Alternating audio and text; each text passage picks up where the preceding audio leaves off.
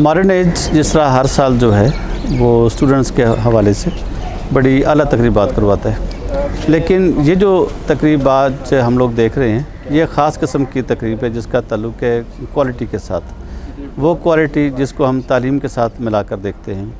Quality जिस तरह इस तस्वर को लोगों ने पहले देखा हुआ है फैक्ट्रीज़ के हवाले से, इंडस्ट्री के हवाले से, लेकिन जब से ये कॉन्सेप्ट जो है एजुकेशन में आया तो इसको पाकिस्तान में सबसे पहले मॉडर्न एज में जनाब वाइस राज साहब ने मुतारफ़ करवाया था। और अब ये कॉन्सेप्ट जो है अब ये सिर्फ हज़ारा तक महदूद नहीं है, बल्कि पाकिस्तान के जितने भी स्कूल एंड कॉलेजेस हैं वो भी इसमें शामिल हो चुके हुए हैं। और जब यहाँ पर इंटरनेशनल कन्वेंशन होता है तो उसमें मुल्क के बाहर से भी लोग यहाँ पर आते हैं, उनके स्टूडेंट्स भी यहाँ पर आकर हिस्सा लेते हैं और उनके जो रिसोर्स पर्सनस हैं उनका भी यहाँ पर आना होता है।